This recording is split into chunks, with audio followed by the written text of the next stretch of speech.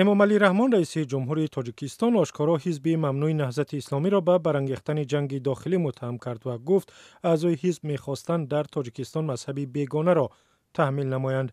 امامعلی رحمان روز 19 نوامبر هنگام سخنرانی در جلسه به مناسبت 25مین سالگرد برگزاری اجلاسی 16 شورای عالی در تاجیکستان در ولایت سوخت مخالفان سابق دولت را به آن متهم کرد که با دستور خارجیان کار می‌کردند. امامعلی رحمان گفت بعضی دایره‌های منفعت‌دار داخلی و خارجی از جمله رهبران سابق حزب تروریستی و اکستریمیستی نهضت و خواجگان و مبلغ گذاران آنها که تشبثکار این جنگ برادرکش بودند برای نائل شدن به هدف‌های ناپاک خود یعنی به سر مردم ما تحمیل کردن مذهب بیگانه و بنیاد دولت اسلامی به آتش روغن می‌ریختند. متن کامل سخنرانی رئیس جمهور را رسانه‌های دولتی نشر کردند. اجلاس شورای عالی که امامعلی رحمان را سر قدرت آورد سال 1992 برگزار شد. در این اجلاس که از روز 16 نوامبر تا 2 دکبر در قصری به نام سید خوجه اورون خوجه ولایت سوخت صورت گرفت، وکیلان امامعلی رحمان را رئیس شورا انتخاب کردند.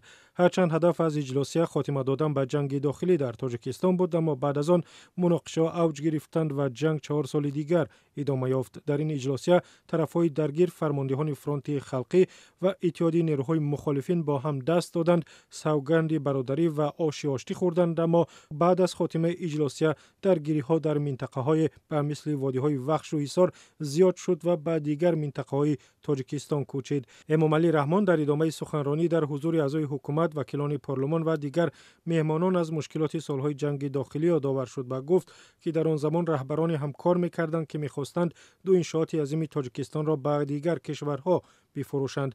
در آن ایام رهبران نیز بودند که به خاطر منفعت خود نقشه به دولت‌های دیگر فروختن آخرین امکانیت‌های اقتصادی کشور از جمله نیروگاه برق آبی نورک و کارخانه آلومینی را کشیده بودند. آمده است در متن سخنرانی رئیس جمهور. امامعلی رحمان نام هیچ از این رهبران را نبرده است و هم نگفته است که انشاءات مهم تاجیکستان را به کدام کشور فروختنی بودند.